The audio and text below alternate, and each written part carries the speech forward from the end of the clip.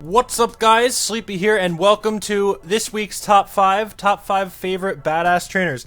Now, last week was the first top 5, and it was a little rough, the quality was low, you know, but a lot of you gave me really helpful suggestions, and I'm hopefully going to take advantage of them in this episode of this top 5. So this is going to be my personal favorite, top 5 favorite badass trainers. Probably a weird, concept, a weird top 5 name, but, This is something I thought about, like, over the course of the week, and as it just went through, I was gonna do all the types, but then I was like, I really want to do this, so I just ended up doing this one instead. I'm really excited to do this one because I feel like a lot of people have a lot of different opinions on this, and I'm curious to see what everyone else's opinions are on these as well. Because there's a lot of different kinds of trainers out there, and a lot of people have different kinds of favorite trainers, and, you know, like, people just, like, connect to different trainers differently, and I know I was talking about my top 5 favorite, or at least just some of my favorites on Twitter, and over there people were already being like, well, this guy, blah, blah, blah, this is how I feel about him. So, really interesting to see, and I hope we see that in the comment section down below and stuff like that. If you do enjoy my top 5s, leave a like on the video, and comment your own top 5 favorite badass trainers, maybe before I even start, so that way, like, you can, like, see how we match up together. But I'm going to get right into it here because I'm trying to take every bit of advice from the last top 5. If you have any criteria on my top 5 skills, please leave them down in the descriptions below, or the comments, sorry. Sorry, I said that weird. Anyway, let us get into it with number 5. Number 5 is Giovanni. And Giovanni, to me, I mean, I started with red and blue. And, I mean, I started with red and blue, those were my first games, but I was pretty young when I started with those. And, of course, I did get gold and silver, and then I did, when I was, like, Hoenn was, like, my most into Pokemon, like, when I really hit hard into Pokemon. But I did start with red and blue, and I did really enjoy the games. I had the original Game Boy, and I had a red version, and I had a lot of fun with them just wandering around.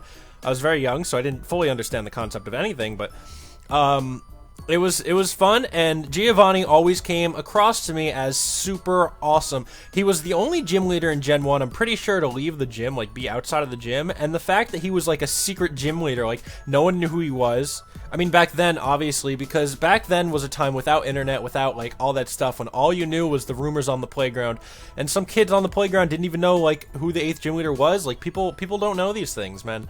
It was a better time, it was a more innocent time, and it was really cool to see him turn out to be the 8th gym leader.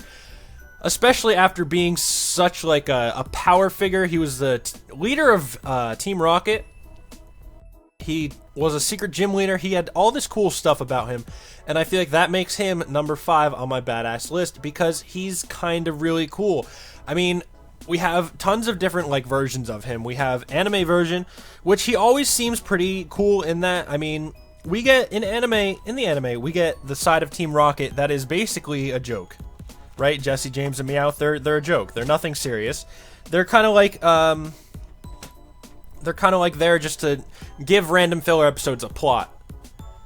But Giovanni was always behind them, and he was always kind of like the head of something bigger. And when you see other members of Team Rocket, like Butch and Cassidy, I believe, they just have this more, like, Team Rocket just seems a lot more cooler, like, badass. And I feel like that's really all derivative from Giovanni. So that's what I really like about him. I mean, in the Origins anime special of Gen 1, he was super awesome in that. I mean, it was just really cool to see him in action in that, especially because that's mostly what I know him as, is the gym leader and the, like, you know? So, it's interesting. I always thought he was really cool, and that's why he is number top 5. I'm now going to move on to top 4. Cyrus. Cyrus is weird. I put him on this list mostly because of his intentions and his goals. It's pretty badass to want to wipe out the universe and make a new one where you are its god. That was his plan. He wanted to destroy the known universe and restart it and make himself god. I don't really know why. I mean, he was born in Sunnyshoire, and he didn't really seem to have, like, a weird history. Maybe he was bullied or something. He just really wanted to kill everything. Not even like Lysander, like, I want to wipe the earth clean. Like, he really just wanted to actually end everything, wanted to wipe its existence. And that's pretty intense to me. I just realized the first two on this list are bosses. And that's probably a reason, because they're bosses. His main Pokemon was Honchkrow. He also has a Weavile and a Crobat, I believe.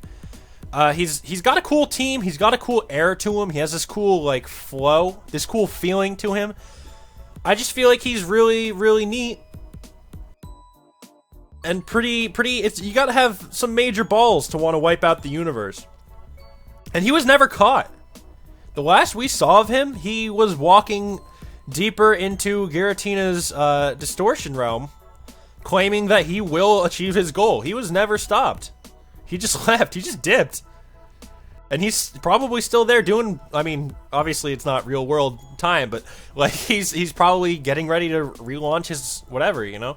And that's pretty exciting. I look forward to remakes, to be honest, of Diamond and Pearl, mostly because I want to see how they handle this. Because Oros, yes, a lot of people were like, Oros is rushed, Oros is not as good as the originals. I disagree. I think they definitely expanded the story so much that it made it really interesting.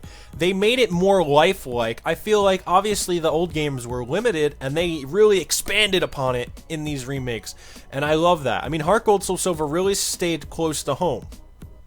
And I love that too. Heart Gold, Soul Silver are like my top tier game. But Oros really like revitalized what Hoenn was, and I feel like that was cool. And that's why, that has nothing to do with him, but kind of. That's why I look forward to remakes of Diamond and Pearl, because I feel like they could really make something like really awesome out of this, you know, out of this story, out of what it was. Diamond and Pearl were pretty advanced games, but in this day and age, in 7th gen, I mean, come on, man, you know what I'm saying? So that is number 4, Cyrus. I think he's pretty awesomely badass. I did do the contest stats for stats, because obviously they don't have Pokemon stats, but these are all obviously opinionated. They're not real stats, but I think they fit pretty well. I put cool pretty low for Cyrus because I felt like he was probably like bullied and like a nerd, so he probably wasn't cool.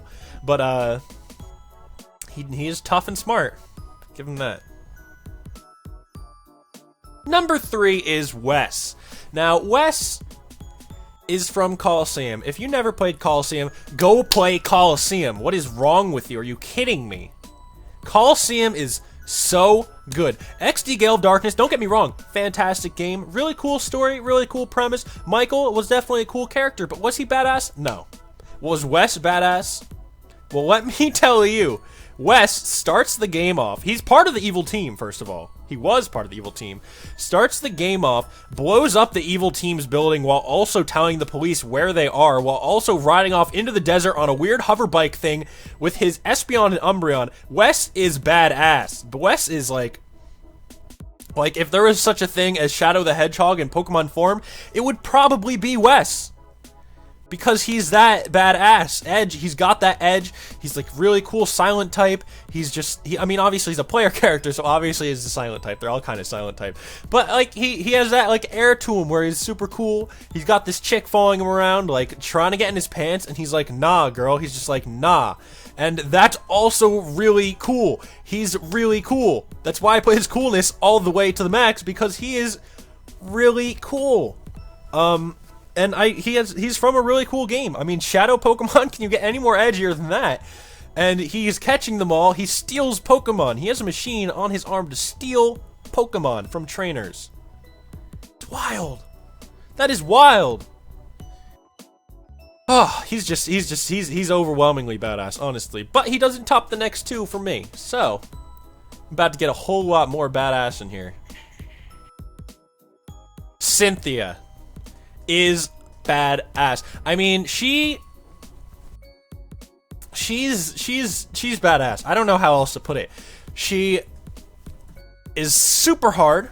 Personally, I believe she was super hard as a champion. I mean, she's champion of Sinnoh, so that alone kind of boosts up her creds. She's also super hot, which basically secured her number 2 spot. I mean, I was trying to, when I was putting this list together, I was like, Cynthia at number 4, and then I was like, Cynthia at number 3, and then I was like, Cynthia at number 2, because Cynthia is like, she was designed to be like the ultimate Pokegirl, essentially, is what she seems like. Obviously, this isn't official art, but she's hot, and badass. She's super strong. She has a Garchomp, who like, will eat you, or something. She's gonna eat you.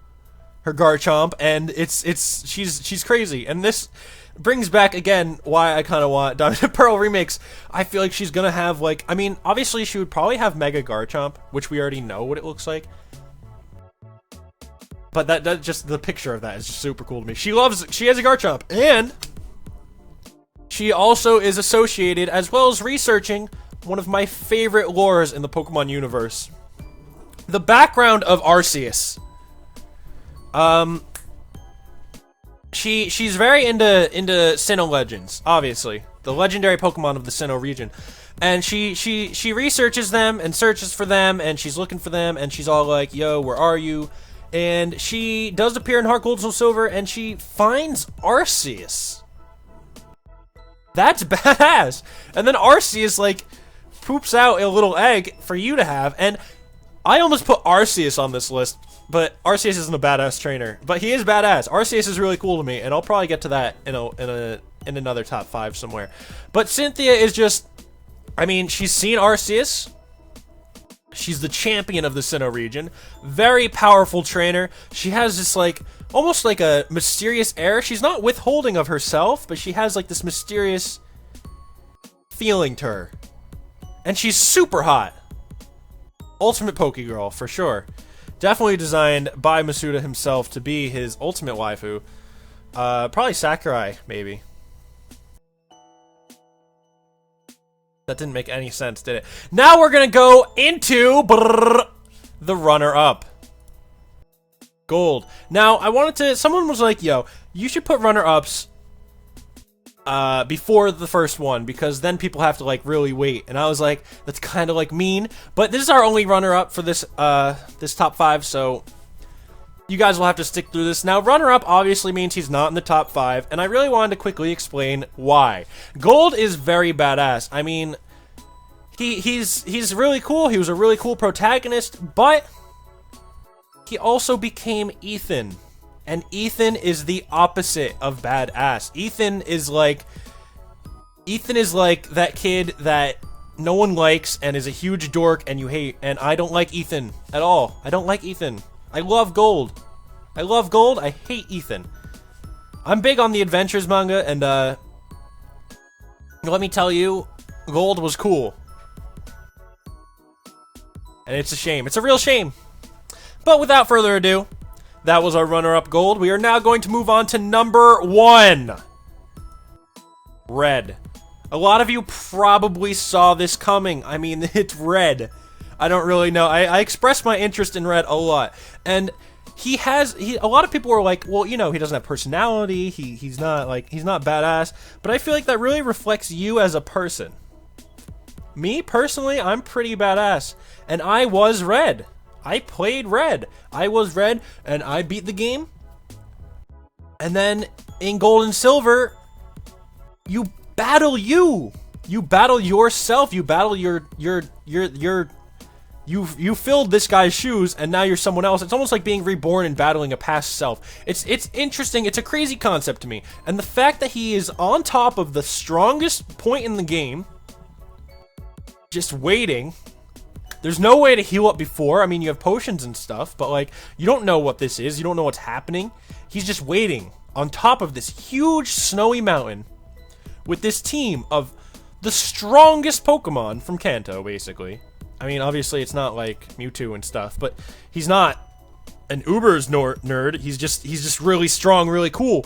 And he's standing there waiting for you, and you're like, whoa, that's Red. And he's like, ... and then, like, he just basically knocks you out. He punches you in the face or something. I don't know. He's really crazy. And it was cool because, I mean, he defeated Team Rocket single-handedly with his Pokemon, of course. Defeated Team Rocket, right? And that was like nothing. He becomes a champion of Kanto, doesn't stick around, and just goes to this super strong mountain just to beat Pokemon up.